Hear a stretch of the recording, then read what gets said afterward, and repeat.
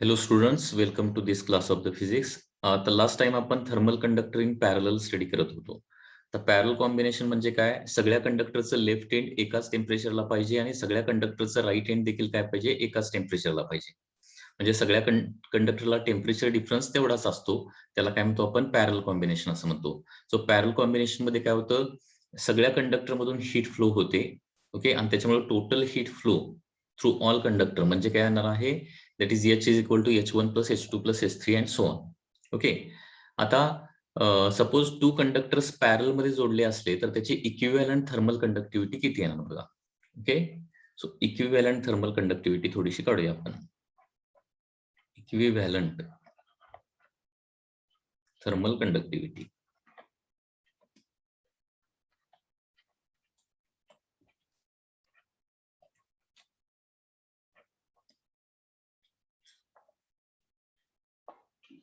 Equivalent thermal conductivity. आता equivalent thermal conductivity आपण कसं कॅल्क्युलेट करणार? म्हणजे फॉर एक्झाम्पल दोन थर्मल कंडक्टर आपण पॅरल मध्ये घेऊया. So this is the first thermal conductor and this is the second thermal conductor. Okay, these are the two thermal conductors which are connected in parallel. या दोन्ही कंडक्टरचं left end जे आहे ते सपोज θ1 टेम्परेचरला आहे आणि राईट एंड जे आहे ते θ2 टेम्परेचरला आहे सपोज. त्याचबरोबर यांची फर्स्ट कंडक्टरची थर्मल कंडक्टिव्हिटी K1 आहे, लेंथ L1 आणि एरिया ऑफ क्रॉस सेक्शन किती आहे? A1 आहे. ओके, त्याचबरोबर सेकंड कंडक्टरची थर्मल कंडक्टिव्हिटी K2 आहे, लेंथ L2 आहे आणि एरिया ऑफ क्रॉस सेक्शन किती आहे? A2 आहे. आता दोन कंडक्टर ऐवजी आपल्याला एकच कंडक्टर आपल्याला इथं काय करायचं आहे? एक थर्मल कंडक्टर आपल्याला ऍझ्युम करायचा आहे आणि त्याच्यावरून इक्विव्हॅलंट थर्मल कंडक्टिव्हिटी काढायची आहे. So this is the first conductor, this is the second conductor आणि या दोघांचा इक्विव्हॅलंट म्हणजे कसं येणार बघा? दोघांचा इक्विव्हॅलंट म्हणजे या पद्धतीने येणार आहे. So this is the equivalent of two. आता इक्विव्हॅलंटला आपण काय काय इथे ऍझ्युम करणार बघा? थर्मल कंडक्टिव्हिटी के इक्विव्हॅलंट होणार, लेंथ याची लेंथ काय असेल ती एल आपल्याला ऍझ्युम करावी लागणार आणि area of cross section A1 plus A2 इथं ऍझ्युम करावं लागणार आहे. Area of cross section A1 plus A2. Okay, तर आता बघा इथं कसं होणार आहे? याचा आपण इलेक्ट्रिकल सर्किट जसं असतं ना तसं आपण हे ड्रॉ करून बघूया. म्हणजे दोन थर्मल कंडक्टर पॅरल म्हणजे त्यांचा थर्मल रेझिस्टन्स देखील काय येणार आहे? पॅरल मध्ये येणार आहे. म्हणजे डायग्राम मध्ये असं होणार. So this is the first conductor, this is the second thermal conductor. Okay, आणि हे असे पॅरल मध्ये आहेत. याचा थर्मल रेझिस्टन्स R1 असेल, याचा थर्मल रेझिस्टन्स R2 असेल आणि या दोघांच्या ऐवजी आपल्याला काय करायचं आहे? एकच इक्विव्हॅलंट काढायचा आहे. हा R इक्विव्हॅलंट असेल. आपण करंट इलेक्ट्रिसिटी मध्ये बघितलंय की दोन रेझिस्टन्स पॅरल मध्ये असले तर त्याचा इक्विव्हॅलंट कसा येतो? इक्विव्हॅलंट या पद्धतीने काढतो. पॅरल कॉम्बिनेशनचा इक्विव्हॅलंट रेझिस्टन्स किती असतो? 1 divided by R equivalent is equal to 1 by R1 plus 1 by R2. 1 divided by R equivalent is equal to 1 by R1 plus 1 by R2. आता थर्मल रेझिस्टन्सचा फॉर्म्युला माहिती आहे ना? थर्मल रेझिस्टन्सचा फॉर्म्युला इथं साईडला लिहितो. थर्मल रेझिस्टन्सचा हा फॉर्म्युला पाठ पाहिजे. तो असतो length divided by conductivity into area of cross section L by K. Okay, आता या ठिकाणी सगळ्या रिस्पेक्टिव्ह व्हॅल्यूज आपण प्लेस करूया. So RT L by K म्हणजे 1 बाय R म्हणजे काय येणार आहे? KA बाय L येणार आहे. म्हणजे 1 बाय R इक्विव्हॅलंटच्या ठिकाणी काय येणार आहे? K equivalent area A1 plus A2 घ्यायचा आहे. हे तुम्हाला लक्षात आलं पाहिजे. म्हणजे पहिल्या कंडक्टरचा एरिया A1 असेल, दुसऱ्या कंडक्टरचा एरिया A2 असेल, तर इक्विव्हॅलंट एरिया किती घेणार आपण? A1 प्लस A2 घेणार आहे.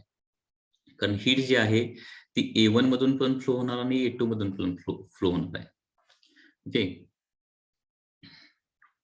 सो K इंटू A झालं divided by length L is equal to 1 by R1.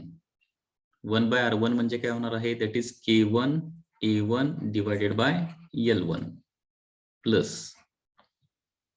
काय होणार आहे?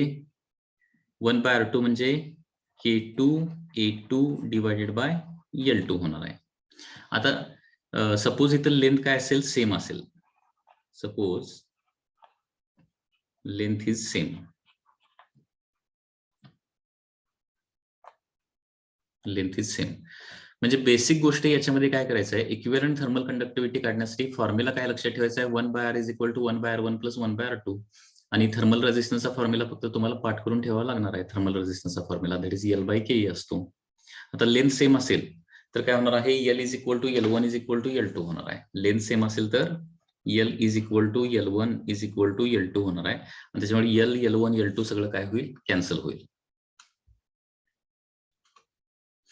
आणि हे कॅन्सल झालं तर काय होणार आहे, K equivalent in bracket A1 plus A2 is equal to काय येणार आहे, K1 A1 plus K2 A2 होणार आहे. आता याच्यामध्ये दोन्ही कंडक्टरचा एरिया ऑफ क्रॉस सेक्शन देखील सेम असेल तर काय होणार,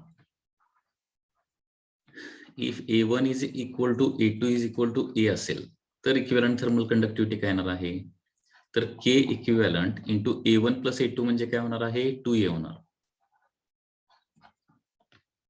K1A plus K2A.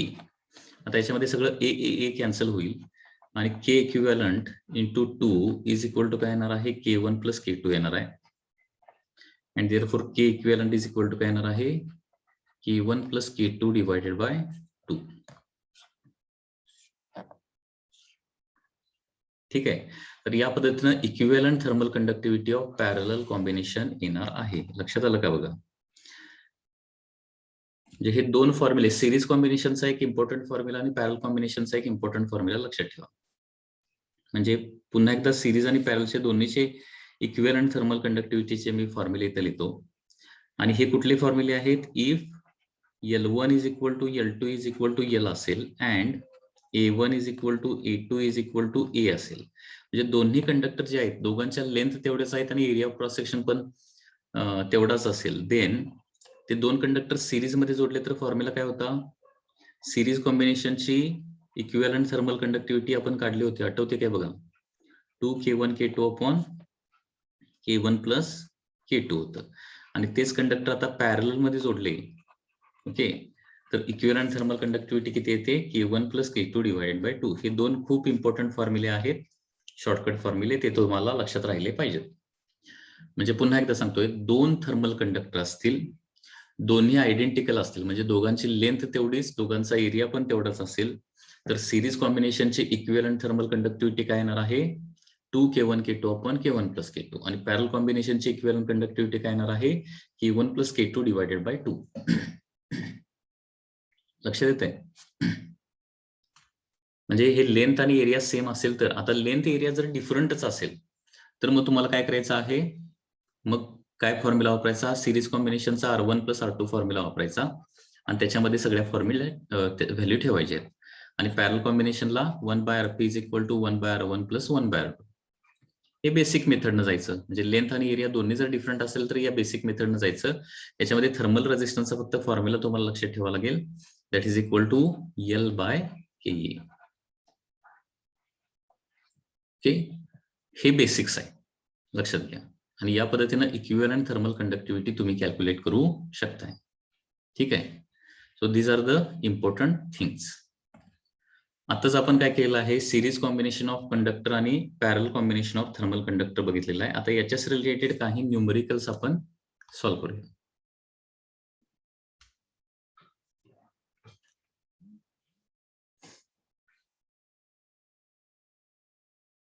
First numerical,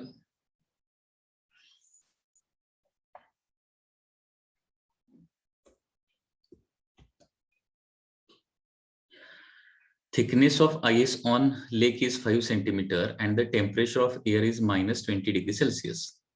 If the rate of cooling of the water inside the lake is 20,000 calorie per minute through each square meter, find the K for the ice. Okay. या question मध्ये काय काय दिलंय आपण given लिहूया सुरुवातीला. Thickness of the lake, thickness म्हणजे length through which, thickness म्हणजे लेंथ म्हणू शकतो किंवा लेंथ म्हणजे dx पण म्हणू शकतो. ओके, थ्रू विच काय होणार आहे, हीट ट्रान्सफर होणार आहे, that is equal to 5 centimetre. म्हणजे याची डायग्राम जर काढायची झाली तर डायग्राम अशी होणार आहे. Suppose there is a lake like this. ठीक आहे, या लेक मध्ये वॉटर आहे आणि या वॉटरवर काय आहे, एक आईसचा लेअर आहे असा. Okay, so this is ice layer. इथं खाली वॉटर असणार आहे आणि वर काय असणार आहे, एअर. या पद्धतीने ही इन्फॉर्मेशन दिलेली आहे. आणि आईसचा थिकनेस जो आहे तो 5 सेंटीमीटर दिलाय, 5 सेंटीमीटर. बघा आता वॉटर जे आहे तुम्हाला माहित आहे, एअर, इथे एअरचं टेम्परेचर -20°C जरी असलं तरी ते लेकच्या बॉटमला टेम्परेचर किती असतं, 4°C टेम्परेचर असतं. ओके, याला काय म्हणतो आपण, अनॉमलस बिहेवियर ऑफ वॉटर. आणि त्याच्यामुळे काय होतं, लेकमध्ये खाली 4°C. आता टेम्परेचर जास्त कुठं असणार आहे, आईसच्या खाली, आणि आईसच्या वर म्हणजे एअरचं टेम्परेचर काय आहे, कमी आहे. त्याच्यामुळे काय होणार आहे, हीट ट्रान्सफर असा होणार आहे, वॉटरकडून एअरला असा हीट ट्रान्सफर होणार आहे. This is the heat current. ठीक आहे, तर thickness of ice on the lake is 5 centimetre and the temperature of air is -20°C. Okay, इथं बघा बॉटमला टेम्परेचर 4°C असणार आहे आणि जस्ट बिलो आईस म्हणजे इथं टेम्परेचर जस्ट बिलो आईस किती असणार आहे, 0°C टेम्परेचर असणार. म्हणजे आईसच्या कॉन्टॅक्ट मध्ये जे वॉटर असेल ते 0°C असणार आहे. म्हणजे थोडक्यात आपण याला एक कंडक्टरची डायग्राम जर काढायची झाली तर अशी येणार आहे डायग्राम. हा कंडक्टर आहे, हा कंडक्टर म्हणजे काय घेणार आहे आपण, आईसचा कंडक्टर. आईस कंडक्टर एका साईडला टेम्परेचर असणार आहे 0°C म्हणजे जस्ट बिलो आईस. वेल बिलो आईस किती असतं, 4°C. आईस पासून खूप तळाला गेलो तर 4°C, परंतु आईसच्या कॉन्टॅक्ट मध्ये जे वॉटर असणार आहे त्याला आईसचं टेम्परेचर असणार आणि आईसचं टेम्परेचर किती असतं, 0°C.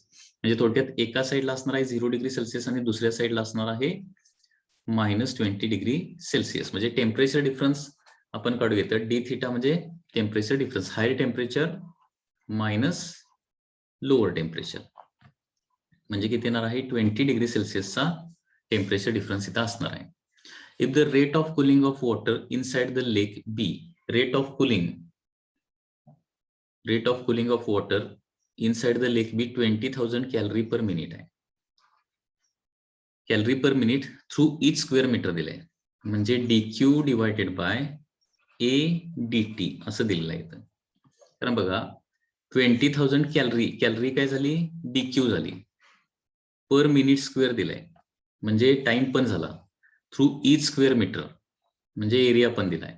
DQ बाय ADT ही इन्फॉर्मेशन तुम्हाला दिली आहे. 20,000 कॅलरी पर मिनिट पर मीटर स्क्वेअर अशी इन्फॉर्मेशन दिली. आता ही थोडीशी SI सिस्टीम मध्ये कन्व्हर्जन करूया. हे 20,000 इंटू 4.2 केलं की आपल्याला काय मिळणार आहे, जूल मिळणार. कॅलरीचं जूल मध्ये कन्व्हर्जन करायला 4.2 न मल्टिप्लाय करावं लागतं, हे तुम्हाला माहिती पाहिजे, कॅलरीचं जूल मध्ये कन्व्हर्जन करायला. त्याच्यानंतर मिनिटचं सेकंड मध्ये कन्व्हर्जन करूया, 60 सेकंड होणार into metre square as it is. म्हणजे हे असं होणार आहे, हे झिरो कॅन्सल, इथं 3 येणार, 2 न डिवाइड करतो, इथं 10,000 येणार, तर या 3 न 4.2 ला डिवाइड करतो, इथं 1.4 येणार आणि 1.4 न 10,000 ला मल्टिप्लाय करतो, म्हणजे 14,000 joule per metre square second. 14,000 joule per metre square second असं हे युनिट येणार SI सिस्टीम मधलं. आता हीट करंट म्हणजे DQ बाय DT चा फॉर्म्युला आपल्याला माहित आहे, KA d theta by dx. Okay, heat current DQ by DT चा फॉर्म्युला आठवतो ना, KA d theta by dx. आता याच्यावरून बघा A पण LHS ला नेतो, म्हणजे काय होणार, DQ divided by A dt होणार is equal to K d theta divided by dx. Question मध्ये कॅल्क्युलेट काय करायला सांगितलंय आपल्याला, find K for the ice, म्हणजे थर्मल कंडक्टिव्हिटी कॅल्क्युलेट करायची. आता या फॉर्म्युल्यामध्ये सगळ्या व्हॅल्यूज आपण प्लेस करूया. आता DQ बाय ADT हे काढले बघा इथं value, dq divided bye a dt he value equation मध्ये तुम्हाला दिलेली आहे, ती आहे 14,000 इज इक्वल टू के काढायचं आहे. डी थिटा म्हणजे टेम्परेचर डिफरन्स. टेम्परेचर डिफरन्स किती आहे? 20 डिग्री सेल्सिअसचा आहे. आणि dx म्हणजे काय असणार आहे? थिकनेस, म्हणजे ज्याच्यामधून हीट ट्रान्सफर होणार आहे तो थिकनेस, तो आहे 5 सेंटीमीटर. 5 इंटू 10⁻². 5 न 20 ला डिवाइड केलं तर 4 येणार. आणि मग के इज इक्वल टू काय होणार बघा? K is equal to 14,000 into 10⁻² divided by 4 होणार. 4 पलीकडे जाऊन डिवाइड होणार आहे, बरोबर. म्हणजे 14,000 इंटू 10⁻² म्हणजे 140 डिवायडेड बाय 4 येणार आहे. 140 डिवायडेड बाय 4. द 4 न डिवाइड करूया. 35 watt per metre square second, sorry watt per metre kelvin, sorry SI unit माहिती आहे ना, वॅट पर मीटर केल्विन असतं. So thermal conductivity of ice येणार आहे 35 watt per metre kelvin. Okay, तर या पद्धतीने हा प्रॉब्लेम येणार आहे. सॉरी इथं 0 0 कॅन्सल झालाय, हा कॅन्सल, हे 0 इथं एक्स्ट्रा राहिला, सॉरी 1. ओके, हे 1400 होणार, नॉट 14,000, इट इज 1400. आणि मग इथं काय होणार आहे? 1 0 कॅन्सल होईल, इथं देखील 1 0 कॅन्सल होणार. आणि फायनली आन्सर 140 डिवायडेड बाय 4 म्हणजे आन्सर, फायनल आन्सर किती येणार आहे? 35 नाही तर 3.5 वॅट पर मीटर केल्विन येणार. Okay, it was just a silly mistake. Okay, so answer is 3.5 watt per metre kelvin. That is the answer. Next question. One end of the copper rod of length 1 meter and area of cross section 4 into 10⁻⁻4 meter square. या problem मध्ये given काय काय बघा. One end of the copper rod of length 1 metre, length is 1 metre, area of cross section is given as 4 into 10⁻⁻4 meter square. Okay, is maintained at 100 degree Celsius. म्हणजे एका एंडचं temperature for example θ1 आहे 100 degree Celsius, and the other end of the rod is kept at 0 degree Celsius. म्हणजे दुसऱ्या साईडचे end जे आहे ते 0 डिग्री सेल्सिअसला आहे. म्हणजे टेम्परेचर डिफरन्स डी थिटा किती येणार आहे? 100 डिग्री सेल्सिअसचा टेम्परेचर डिफरन्स येणार. Neglect the loss of heat from the surrounding. Find the mass of ice melted in 1 hour. इथं टाइम देखील दिलेला आहे. Time is given as 1 hour. 1 hour म्हणजे 3600 सेकंड. ओके, तर मास ऑफ आईस मेल्टेड करायचं आहे. Mass of ice melted in 1 hour calculate करायचं आहे. थर्मल कंडक्टिव्हिटी दिली 401 हे वॅट पर मीटर केल्विन. आणि लॅटेंट हीट दिले, म्हणजे आईस मेल्ट करायला जी हीट लागते त्याला काय म्हणतो आपण? लॅटेंट हीट असं म्हणतो. तर लॅटेंट हीट दिले 3.35 इंटू 10⁵ जूल पर केजी. ठीक आहे, आता काय करूया आपण, सुरुवातीला 1 hour मध्ये किती हीट ट्रान्सफर होणार ते काढूया. नेहमीचा फॉर्म्युला आपला, हीट करंटचा फॉर्म्युला काय असतो? dq बाय dt, याला आपण हीट करंट असं म्हणतो, किंवा heat amount of heat flowing per unit time, त्याला dq बाय dt म्हणतो. फॉर्म्युला पाठ पाहिजे K A D theta by dx. याच्यावरून dq काढू शकतो, म्हणजे heat flown in time t, म्हणजे टाइमला LHS ला आणतो. K A D theta by dx into dt असं लिहू शकतो मी. ओके, म्हणजे dq बाय dt म्हणजे rate of flow of heat, आणि dq म्हणजे सर्टन टाइम मध्ये किती हीट, टोटल हीट फ्लो होणार आहे, दॅट इज dq. याच्यामध्ये जस्ट व्हॅल्यूज प्लेस करूया आता.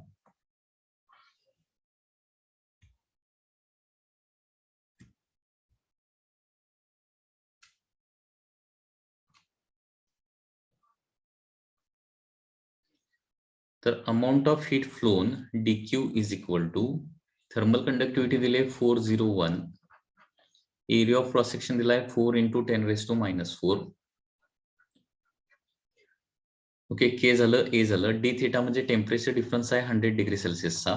dx म्हणजे त्या कंडक्टरची length, that is given as 1 metre, into time, time is 3600, म्हणजे 3600 मध्ये किती हीट फ्लो झालेली असेल ही या इक्वेशन वरून आपल्याला मिळणार आहे. ओके, तर हे सगळं कॅल्क्युलेशन केलं तर आन्सर काय येणार बघा. 401 into 4 into 3600.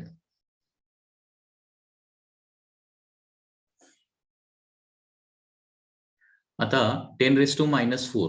10⁻⁴ ला काय करूया आपण, हे 2 0 आणि हे 2 0 कॅन्सल करूया. कारण हे 2 0 म्हणजे 10⁻² आणि हे 2 0 म्हणजे 10⁻², बरोबर आहे ना. म्हणजे हे 100 हे 100 म्हणजे 10⁻⁴ होणार. 10⁻⁴ आणि 10⁻⁴ कॅन्सल. म्हणजे हिट्स रिलेटेड याच्यामध्ये 401 into 4 into 36 एवढंच राहणार आहे. म्हणजे अमाऊंट ऑफ हीट फ्लोन येणार आहे that is 57744 joule. Okay, 57744 joule एवढी हीट काय होणार आहे, फ्लो होणार आहे. किती? एका तासामध्ये. आता या एवढी हीट आईसला मिळणार आहे. लक्षात घ्या, म्हणजे लक्षात येते का बघा. डायग्राम अशी आहे. हा एक कॉपरचा रॉड आहे. इकडचं एंड जे आहे ते 100 डिग्री सेल्सिअसला आहे आणि राईट एंड जे आहे ते काय केलेलं आहे, आईस मध्ये बुडवून ठेवलेलं आहे. आईस.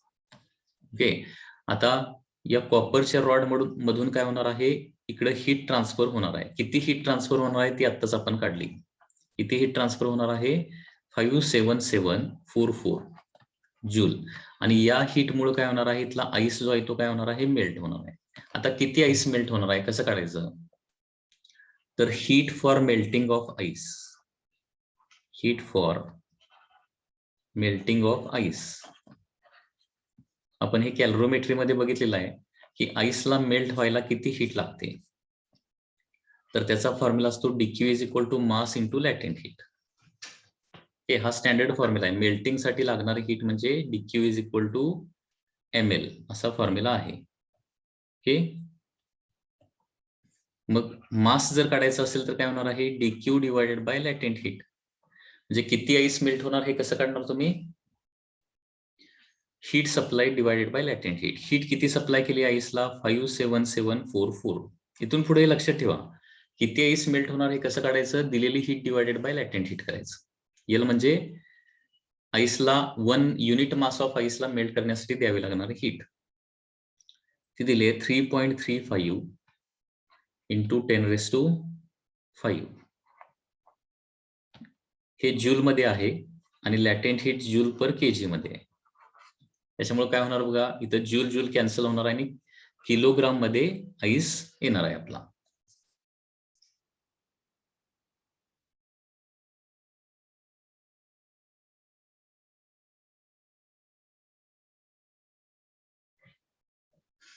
सो आन्सर येणार आहे दॅट इज 0.1724 किलोग्राम. ओके, म्हणजे एवढं आईस जे आहे ते मेल्ट होणार आहे.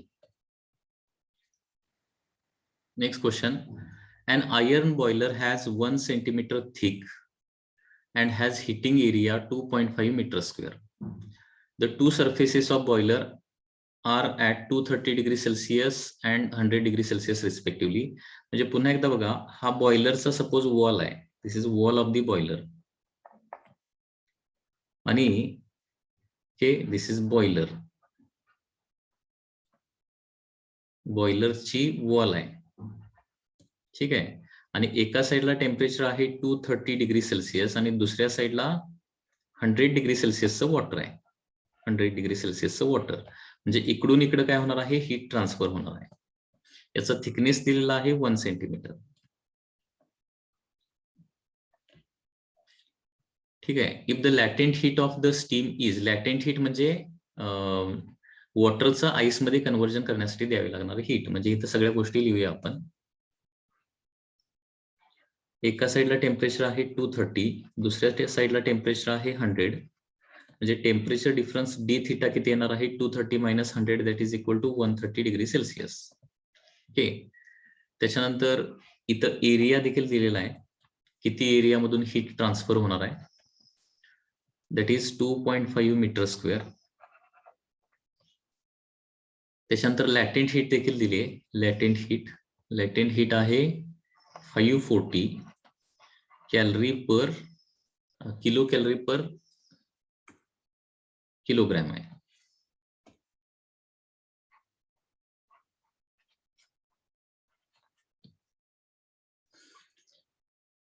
आणि थर्मल कंडक्टिव्हिटी दिली आहे, के पण व्हॅल्यू दिले -2 kilo calorie per metre kelvin second. Then how much water will evaporated into steam per minute. म्हणजे किती वॉटरचं पर मिनिट इव्हॅपोरेशन होणार आहे ते काढायला सांगितलं. पर मिनिट म्हणजे एका मिनिटमध्ये. बघा पुन्हा एकदा तीच केस, म्हणजे टाइम थोडक्यात काय दिलेला आहे, 1 मिनिट घेऊया आपण. Time is 1 minute. म्हणजे आता प्रिव्हियस प्रॉब्लेम सॉल्व्ह केला ना त्या पद्धतीनं सॉल्व्ह करायचं आहे. 60 सेकंड. नेहमीच आपला फॉर्म्युला dq बाय dt चा फॉर्म्युला काय असतो, सगळ्यांना आतापर्यंत पाठ झालेला असेल. dq by dt is equal to ka d theta divided by dx. Okay, dq by dt is equal to ka d theta by ds. म्हणजे dq is equal to ka d theta बाय dx into काय येणार आहे t. याच्यामध्ये सगळ्या values place करूया. k ची value आहे 1.6 into 10⁻². Area of cross section आहे 2.5 मीटर स्क्वेअर. टेम्परेचर डिफरन्स किती आहे, दॅट इज ऑफ 130. थिकनेस किती आहे 1 सेंटीमीटर. 1 सेंटीमीटर म्हणजे 10⁻² मीटर. सॉरी, थिकनेस डिनॉमिनेटर आहे ना, dx म्हणजे d थीटा 130. आणि त्याच्यानंतर टाइम आहे. टाइम किती आहे 60 सेकंड. आणि थिकनेस dx किती आहे 10⁻². 1 सेंटीमीटरचा थिकनेस आहे ना, त्याच्यामुळे 10⁻², 10⁻² कॅन्सल होणार. आणि एका मिनिट मध्ये किती हीट ट्रान्सफर होणार आहे हे आपल्याला इथं मिळेल या इक्वेशन वरून. व्हॅल्यूज प्लेस केल्यात बरोबर आहेत का बघा. 1.6 इंटू 2.5 इंटू 130 इंटू 60 बरोबर आहे ना. म्हणजे अमाऊंट ऑफ हीट ट्रान्सफर येणार आहे 31,200 किलो कॅलरी. म्हणजे सगळे युनिट जर ठेवले तर किलो कॅलरी फक्त शिल्लक राहणार.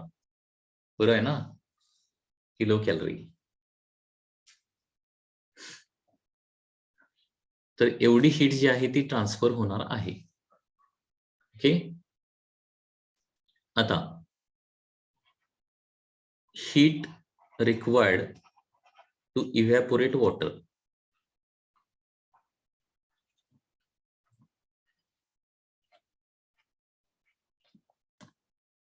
वॉटरला इव्हॅपोरेट करण्यासाठी द्यावी लागणार हीट म्हणजे dq इज इक्वल टू काय असतं, पुन्हा एकदा मास इंटू लॅटेंट हीट.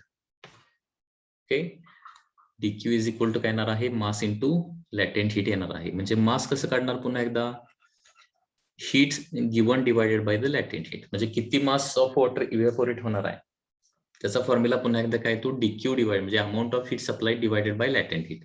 हे लक्षात ठेवायचं आहे. अमाऊंट ऑफ हीट सप्लाय किती होणार आहे 31200 किलो कॅलरी. आणि लॅटेंट हीट किती आहे बघा